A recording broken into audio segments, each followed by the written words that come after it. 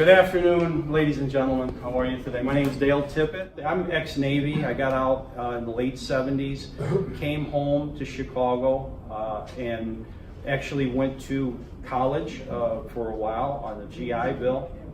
But as my little flyer here talks about, coming back home from being gone for 4 years, I enlisted in the service. I was only 17, and it was the U.S. Navy was my first full-time job. So when I came back, there was some mega culture shock going on. It was very, very difficult those first few months when I came back. But I ended up, got a job and started to go to school on the GI Bill. Now let me ask you this question real quick. How many folks here have recently gotten out of the service? Have been a few years? A lot of years?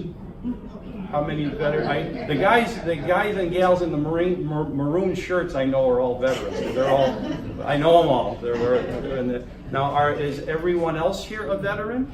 Spouse of a veteran. Spouse of a veteran? Okay, so this, okay. And what, if you don't mind my asking, just trying to figure out some details that are not involved with veterans at all. Am I correct? It's okay. That's cool. That's cool because this was going to be opened up for everyone. Because what we're going to talk about here these are principles that don't change. So they are applicable in a setting for veterans, whether you just got home or you've been home for 40, 50 years, or maybe you're doing a midlife career change, or someone who has no background with military whatsoever. That's fine. I'll repeat myself, which I'm accused of doing often anyway. Does that come with age, where you repeat yourself, right? But anyway, when I got out of the service, I came home to Chicago. When I went in and I took my entrance exam for the Navy, I did very, very well. And they said, Dale, why don't you go ahead and take a longer enlistment, because you qualify for any school you want below the nuclear field. So just pick something, and they were really encouraging me to go into something that was really deep.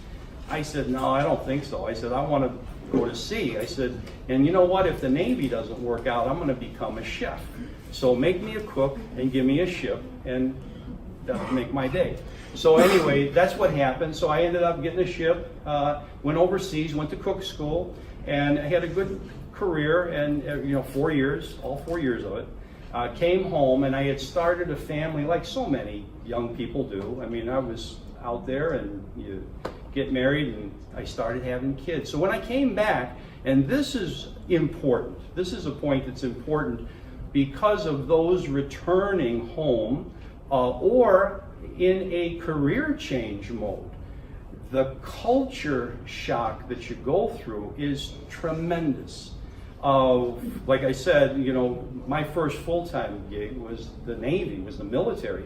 Coming home, now I felt that I was really old and mature at the time. I was all of 22 years old. I had kids already. I had to stay at home. Back in those days, a lot of times the spouse would stay home, and that was how things were going on.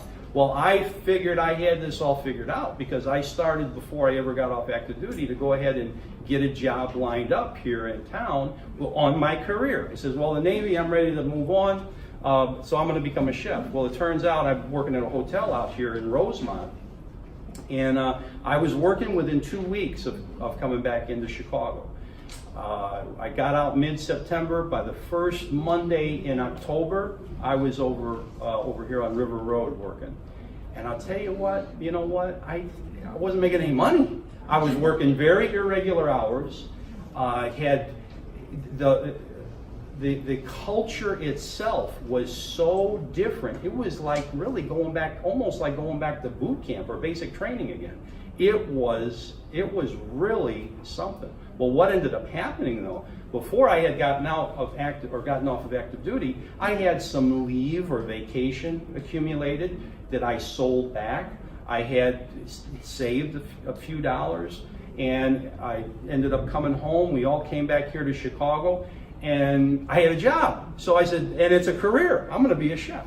right? I even registered with the Department of Labor as an apprentice chef. I was gonna do this.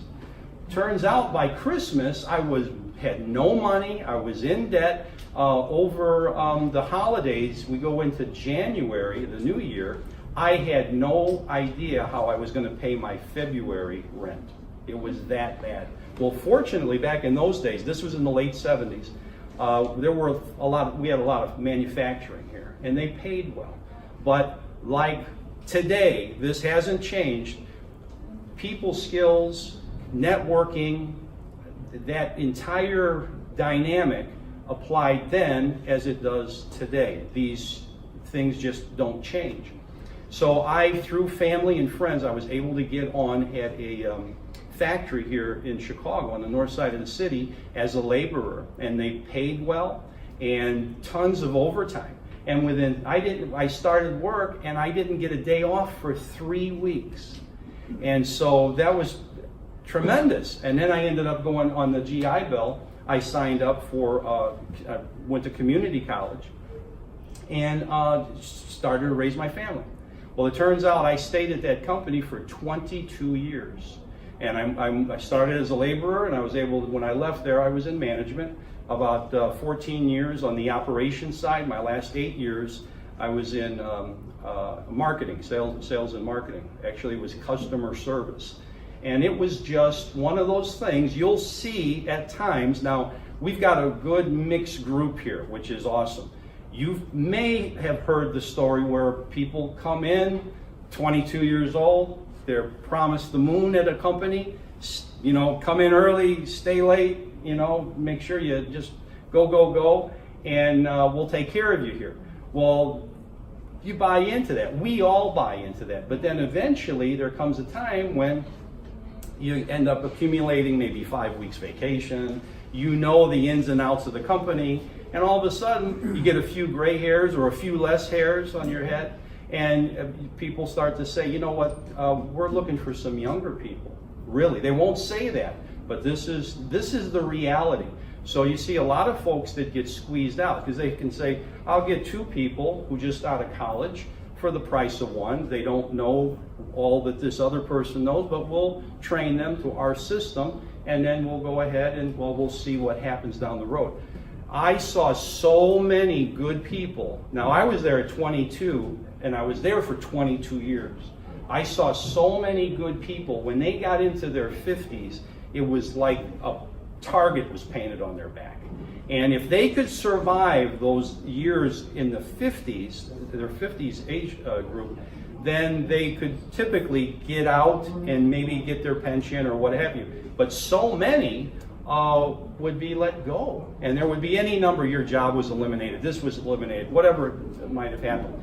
That was just a reality. So I wanted to go ahead and not be victimized. So I was always fascinated with going ahead and having a profession of my own, to run my own show.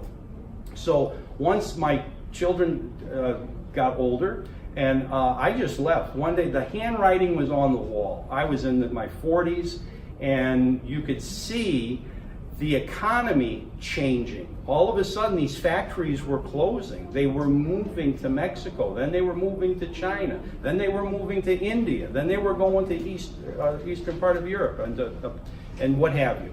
So anyways, entirely different ballgame. So it was a time there where for a while you'd come home and you'd say, guess what, I got a raise, right?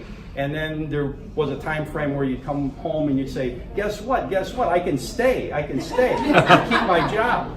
So that is reality. That's how it works. So one of the things, I took it upon myself to where I made this career change.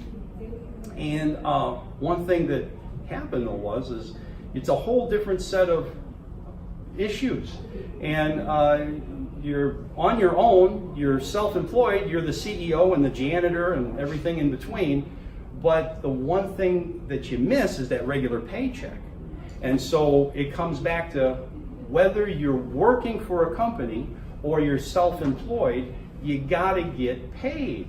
So the one common denominator is, whether we're working in a corporate environment or a self-employment environment, is that we have to be able to build a platform to where our skill set is needed, and people, or at least identify the niche that we are experts in. And that comes with, I was talking to a friend earlier, I was talking to my friend Tom over here, a Legionnaire, about a lot of folks get degrees that they have not been able to really utilize because they're not applicable to the current job market. When I had first gone back to college, or gone to college, they were looking for a lot of people with computer skills and technical this, that, and the other. And then it shifted. It shifted to communications. There was a big push for marketing type people and so forth and so on. See, so you don't know. The key is, and this is why I applaud you at whatever stage you're at, is going for what you have a true interest in, because it's going to come out anyway. I had that big problem because I was very discouraged when I had come out, ran out of money. These people, I thought they were telling me the truth. I had this career plan, and that didn't happen. Next thing I know, I'm loading a furnace, and you know, it was, you start to just work for money, but for that paycheck, for that overtime. The problem is your world gets very small. This is it. You're just worried, are you going to work Saturday? Are you going to get overtime? Are you going to make it through the next quarter or whatever? So it becomes a big issue. So I took it upon myself. I said, you know what, the common denominator is that you got to go ahead and know, me I'm talking to learn how to meet people, how to go ahead and open up new avenues of communication. Because you know what about everybody in this room, you've come from wherever you've come from, and you've had a record of success thus far. So wherever it's been, you've succeeded, whatever that might be. Now sometimes it's kind of ugly.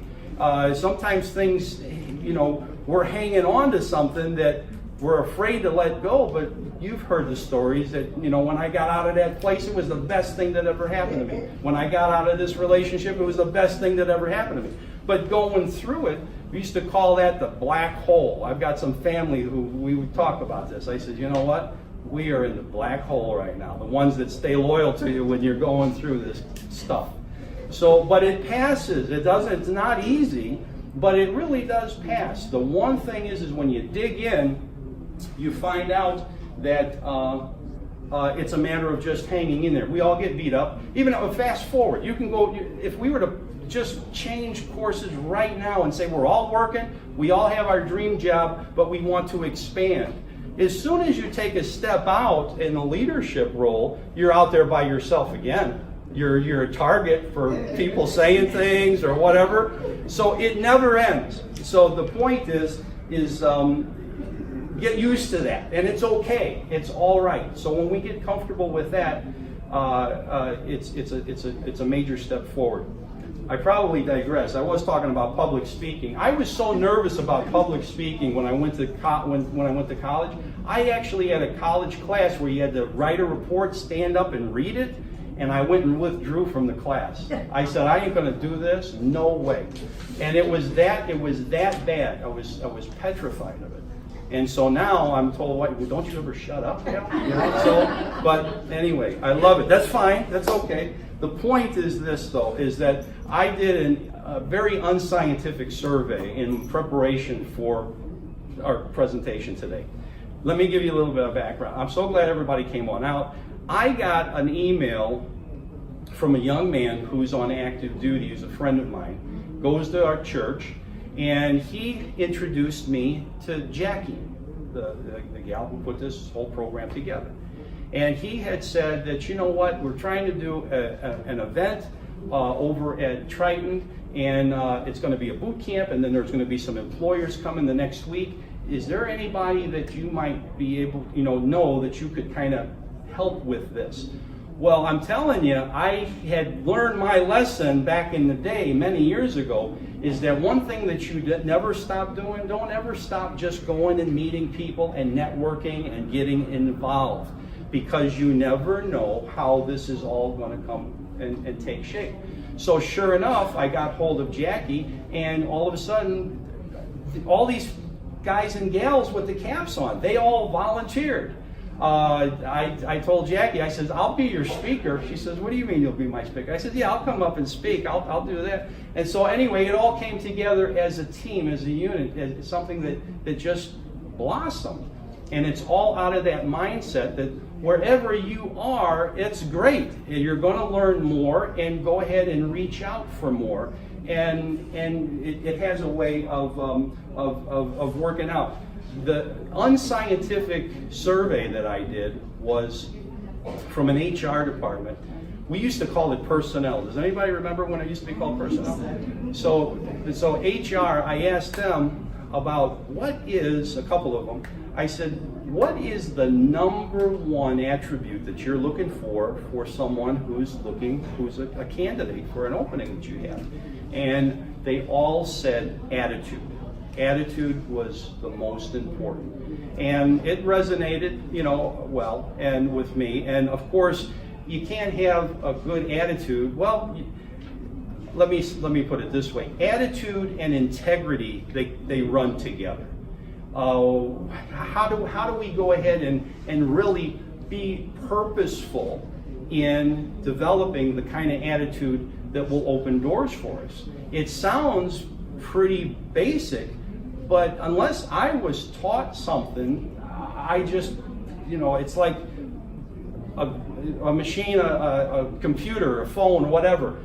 I don't know which button to push. I know that you're told, say, well, it's very simple. All you got to do is this, that, and that. But if I don't know which ones to do it, I need help with this thing.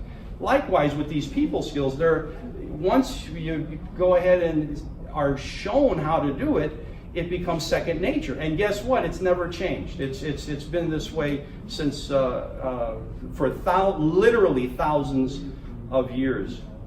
But this young lady over here, I was asked, we take a picture, so we took a picture real quick. What did we do? We went ahead and I smiled, made eye contact, and shook her hand. And now we're like lifelong buddies. We're good friends. That's what it takes. That's all you got to do. And one of the things is that we all see that, and we all talk about today's world. Everybody's now looking at texting, and everybody's looking at their phones all the time.